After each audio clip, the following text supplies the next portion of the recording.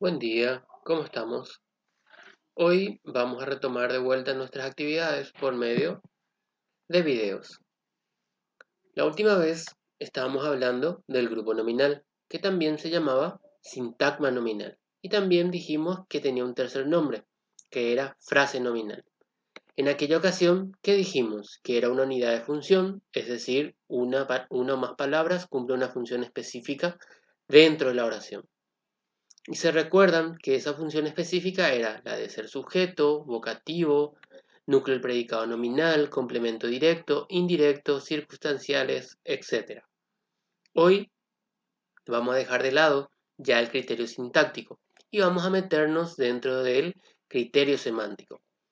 Y para ello, ¿qué vamos a hacer? Vamos a comenzar a hablar del núcleo. El núcleo, ¿qué sería? Sería el sustantivo.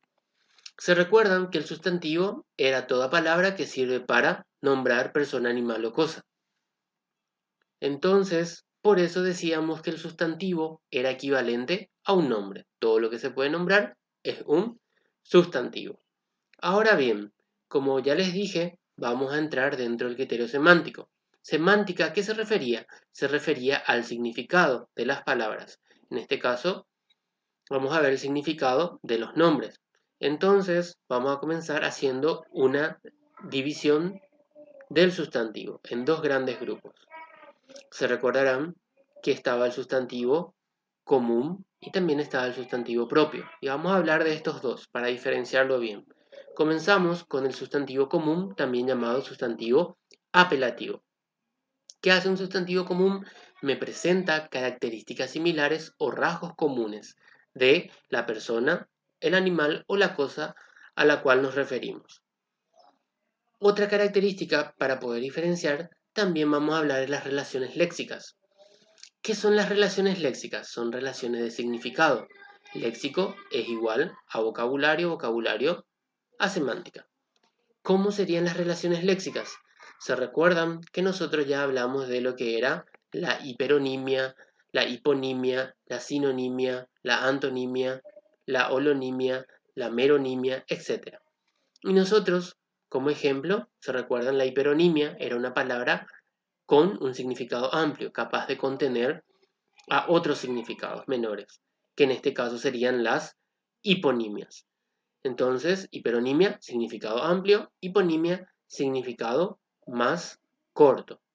Por ejemplo, roedor era un sustantivo que tenía un significado amplio, era mi hiperónimo. Y la hiponimia podía ser ratón, ardilla, porque podían entrar dentro de la misma. Sinonimia, ya sabemos, palabras que tienen un significado parecido o igual. La antonimia, significados contrarios. Es decir, esto me aportan los sustantivos comunes o apelativos.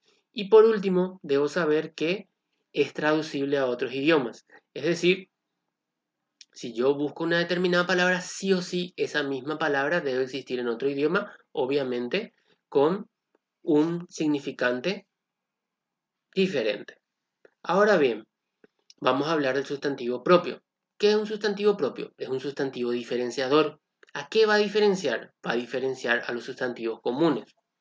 Por eso les coloqué acá que identifica al ser de los demás. ¿Por qué? Porque lo diferencia para que yo lo pueda ubicar entre el grupo. ¿Qué debo saber también? Que no presenta relaciones léxicas.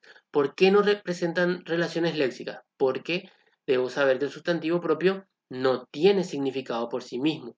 No tiene un significado que diga, por ejemplo, María, mujer casta y pura. Es decir, que María no tiene ese equivalente. Por eso si yo busco la palabra María, punto uno no lo encontraría en el diccionario, porque en el diccionario solamente aparecen los sustantivos comunes, no aparecen los sustantivos propios. Y por último, debo saber que no es traducible a otro idioma, pero por ahí puedo encontrar su equivalente, que significa una palabra que me sirve para este caso o para reemplazo de esta palabra. Entonces, me debo dar cuenta de que el sustantivo común es totalmente diferente al propio y viceversa. Ahora bien, ya teniendo claro lo que es la diferencia entre un sustantivo común y propio, vamos a irnos al clásico esquema de los sustantivos comunes. con algunas pequeñas variaciones. Por ejemplo, el sustantivo común se podía dividir en sustantivos concretos, que nos enseñaron siempre que los sustantivos concretos son aquellos que podíamos percibir por los sentidos. Por ejemplo, cuando digo la palabra alumno obviamente representa un ser que yo lo puedo reproducir o darme cuenta a través de mi sentido, por eso la clasificación de concreto. Ahora vienen los abstractos que generalmente expresan cualidades y sentimientos, no son percibidos por los sentidos. Pero acá les quiero agregar algo más. Les quiero decir que el abstracto siempre va a depender de un concreto para poder existir. ¿Cómo es eso? Por ejemplo, si yo digo inteligencia, para que exista la inteligencia que yo necesito, un ser concreto que la posea. Porque si no existiera alumno, por ejemplo, no podría existir inteligencia. Si yo digo amor, para que exista amor, necesito un ser concreto que lo sienta. Ahora bien, pasamos a los contables, también llamados discontinuos y discretos. ¿Qué hacen los contables? Son los que me sirven para enumerar o contar. ¿Cómo podemos contar y enumerar? A través de los determinantes numerales, que son los cardinales y los ordinales. ¿Se recuerdan? Los cardinales eran los que yo podía contar, 1, 2, 3, 4, 5. Los ordinales, lo que me indicaban las posiciones, primero, segundo, tercero, cuarto, quinto. Entonces, al decir segundo libro, utilizo un ordinal para indicar la ubicación del libro. O digo 3 plantas, entonces cuento la cantidad de plantas que tengo. Obviamente, los no contables van a ser entidades que no se pueden enumerar o contar. ¿Por qué no se pueden enumerar o contar? Porque son sustancias o son materia, es decir, son magnitudes y tienen otra unidad de medida. Por ejemplo, un vaso de agua. Yo no puedo decir tengo 2 aguas, sino que puedo decir tengo 2 botellas de agua, tengo 2 vasos de agua, tengo 200 ml de agua. Entonces, ¿qué pasa? Los no contables son sustancias, materias, es decir, designan magnitudes. Ya vemos el ejemplo de agua, puede ser arena, sangre, etc. Luego pasamos a los individuales. Ya sabemos que los individuales me expresa un solo ser y puede ser casi todas las palabras. Entonces, barco, oveja son individuales, me expresan un solo ser o entidades únicas. Obviamente lo contrario son los colectivos. ¿Por qué? Porque expresan en conjunto. Y acá les aclaro que el colectivo, para hacerlo, debe estar siempre en singular. Entonces la palabra que está en singular y expresa un conjunto se llama sustantivo colectivo. Y ahí veo que flota es el conjunto de barco, rebaño es el conjunto de ovejas. Esta clasificación ya ustedes vinieron desarrollándolo a lo largo de su formación, tanto en la escolar básica como en la media. Ahora bien, acá les quiero enseñar tal vez algo nuevo, y es sobre el colectivo. Vamos a hablar de que el colectivo se divide en dos grandes grupos donde se hace una pequeña diferencia, y eso es lo que vamos a notar hoy. Por ejemplo, tengo un colectivo determinado. ¿Cuándo yo tengo un colectivo determinado? Cuando la propia palabra ya me designa su contenido.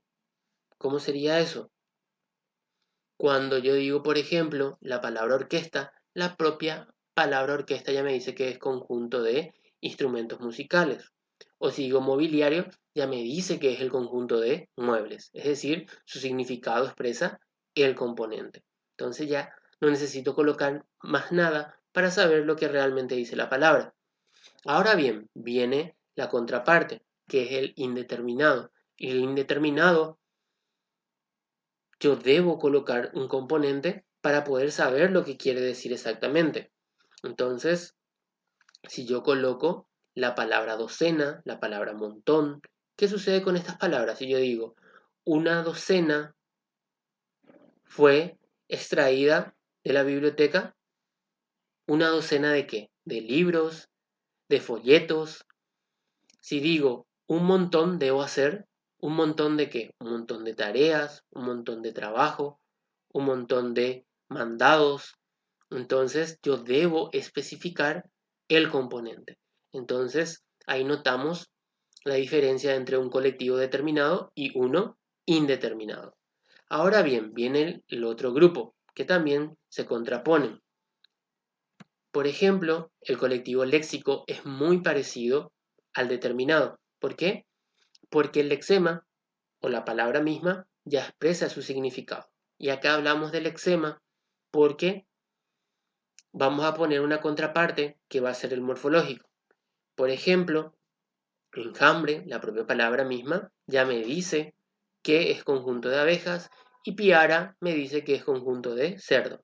Entonces el lexema mismo expresa el conjunto. Y ahora van a entender por qué hacemos en dos grandes grupos.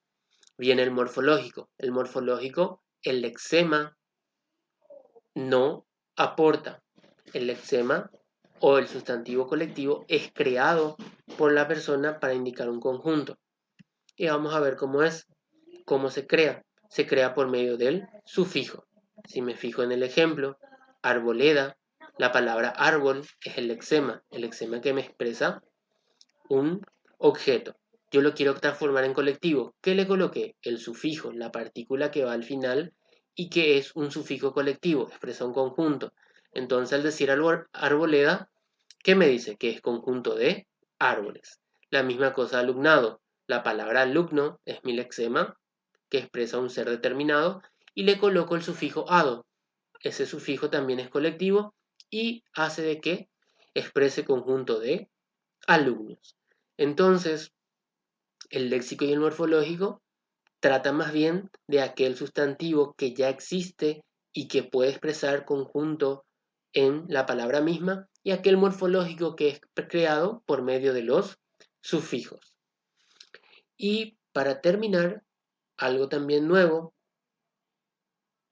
vamos a hablar de los sustantivos propios. Se recordarán que los sustantivos propios dijimos que eran sustantivos que diferencian a los sustantivos comunes. Entonces, vamos a desglosar rápidamente, porque tiene varias subdivisiones. Nosotros vamos a hablar solamente de algunos. Empezamos con los antroponímicos, que son los nombres de las personas o de cada uno de nosotros. Por ejemplo, Manuel y Carlos. Muchas veces los nombres no son suficientes para diferenciar. Entonces, ¿a qué recurrimos? Recurrimos a los patronímicos. ¿Qué son los patronímicos? Son los apellidos. Y los apellidos se complementan a los nombres de las personas, es decir, se complementan a los antroponímicos.